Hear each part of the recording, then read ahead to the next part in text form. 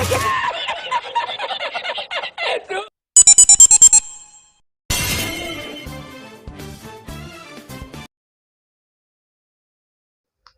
gozaimasu, konnichiwa, konbanwa, orewa Rokuroren. Ini dia episode ke-47. Ya, jujur ini episode yang agak, ini membagongkan sekali teman-teman. Manusia dijadiin eksperimen katanya sih. Aduh, parah men, parah. Dan ini ada hubungannya sama hidup dan mati Digimon ya. Jadi tunggu apa lagi, langsung aja yuk kita bahas. Sebelum itu jangan lupa subscribe terlebih dahulu ya channel ini, supaya kalian gak ketinggalan apa yang mau saya upload setelah ini. Oke, so Digital Gate open. Episode ini diawali dengan Shadramon yang sekarat setelah bertarung. Shadramon adalah Digimon Armor serangga beratribut free. Udah pasrah, ditolong suatu. Intinya sih dia kayak gak mau mati dulu, gak mau kehilangan ingatannya. Nah jadi setelah itu dia dengar suara yang kemudian memberinya sesuatu. Datanya disimpan di dalam berkas merah yang mengkristal setelah diserap semua kan datanya si Shadramon itu. Dan dipegang oleh tangan yang familiar nih. Waduh, bentuk tangan siapakah ini? Kemudian singkat cerita ada seorang manusia yang dibuat astral projection ya. Jadi kayak lapisan arwahnya itu ada lapisannya, terus yang paling atas itu kayak lapisan wireframe gitu deh. Akhirnya ditanam di situ si Shadramonnya. Terus paginya dia bangun dan lihat tangan Shadramon keluar dari tubuhnya. Wah, serem banget sih. Jadi nama orang ini adalah Tamotsu. Ternyata dia adalah temen kuliah si best tamer kita dulu. Ya kan, si Kyoshiro di sini buat penelitian sama dosennya. Tamotsu ini sampai saking sibuknya dia kelewatan anime yang dia tonton sama Kyoshiro tuh, teman-teman. Dan akhirnya keanehan terjadi di sini. Si Tamotsu ini keluar dari ruangan dan keluar antena Shadramon di pundaknya. Diikutin sama Kyoshiro yang akhirnya si Tamotsu ini konsul juga ke Kyoshiro. Kyoshiro manggil Hiro dan Ruri buat nanyain ini di kosannya Tamotsu. Wah, di sini ada Espimon juga ya. Oke, kita lihat dia gimana di episode kali ini. Waduh, Espimon ya. Udah lama nggak ketemu nih. Selanjutnya Tamotsu dengar suara di kepalanya. Keluar tangan Shadramon dari badannya.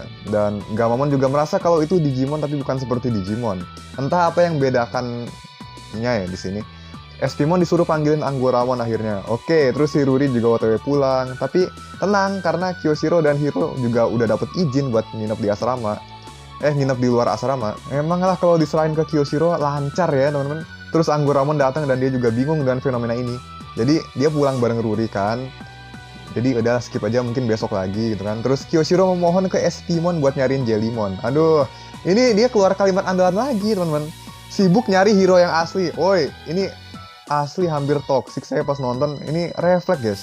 Udah lumayan kesel. Jadi hampir keluar lah itu bahasa dari mulut saya. Nah udahlah, gak usah dibahas. Malamnya kepala Shadramon nongol dari tubuh si Tamotsu. Badannya keluar dan mengambil alih dirinya. Malam itu juga dia keluar ke gang sepi buat makan. Terus paginya ya ketahuan dong sama Hiro dan Kyoshiro kok kayak abis keluar tuh mana kemarin ke tong sampah lagi. Aduh, parah men. Ngeri.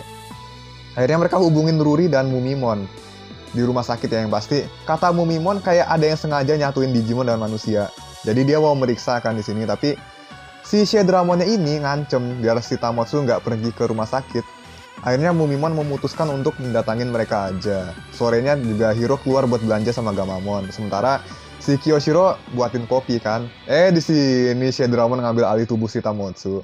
Tapi si Shadramon ini juga nggak nyangka kalau tubuhnya tuh bakal nyatu sama Tamotsu ya.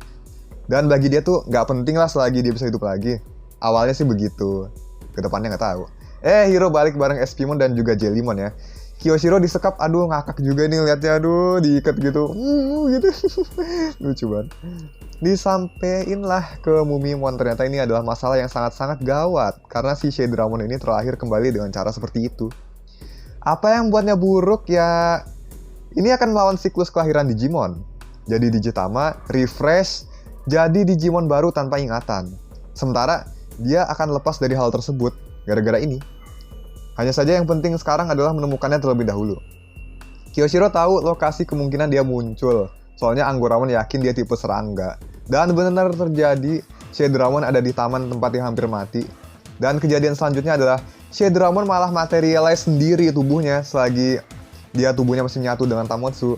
Tubuh mereka pun jadi kayak satu kesatuan gitu. Ih, serem, jadi kayak Chimera gitu, jadi makhluk campuran teman-teman.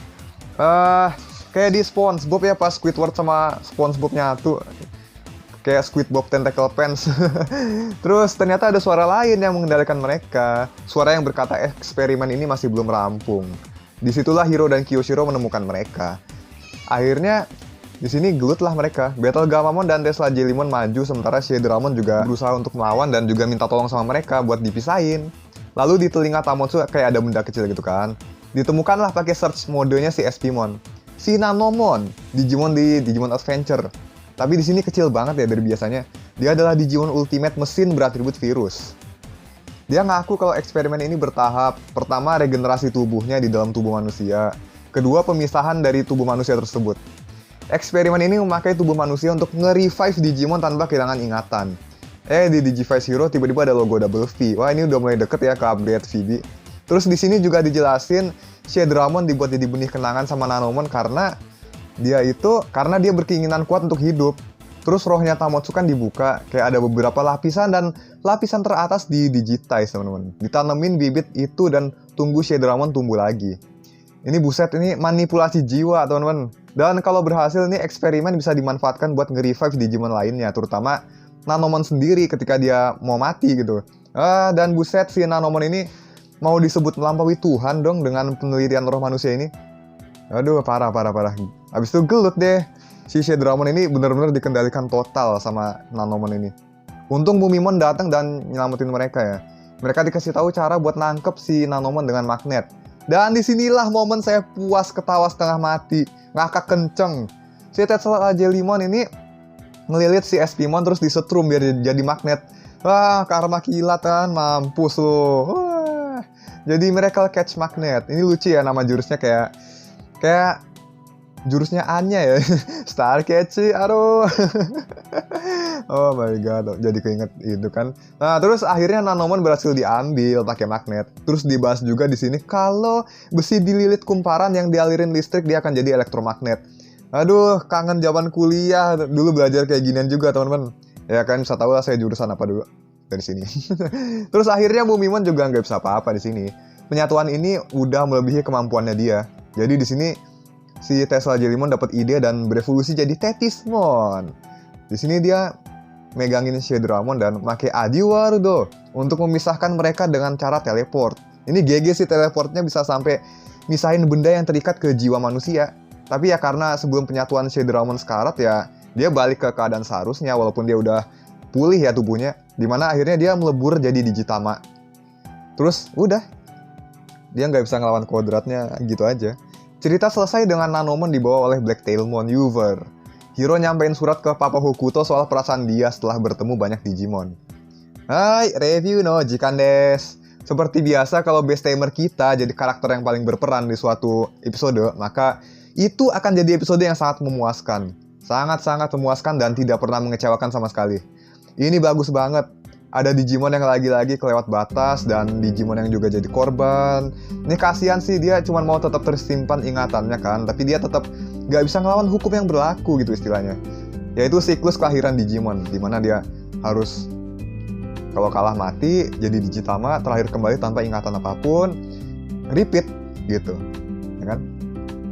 Nah, terus ini jiwa manusia juga sampai dijadiin wadah buat menumbuhkan tubuh Digimon yang sudah sekarat. Tapi jadinya dia kan otomatis terikat ke tubuh manusia ya. Jadi kalau kepisah ya mati. Manusianya mati ya Digimonnya harusnya mati juga. Ini yang kedua, ini teori pribadi saya. Secara logis sih harusnya seperti itu, teman-teman. Tahu deh ini kedepannya bakal gimana nih. Bakal adakah Digimon yang lebih kelewat batas lagi daripada ini? Ini juga tanda-tanda Digivice Double V mendekat nih, teman-teman. Oke lah, udah cukup buat episode kali ini. Terima kasih sudah menonton. Jangan lupa subscribe dan tekan loncengnya. Like dan komen juga silakan banget. Hai, Rokurore no Tsukare. See you.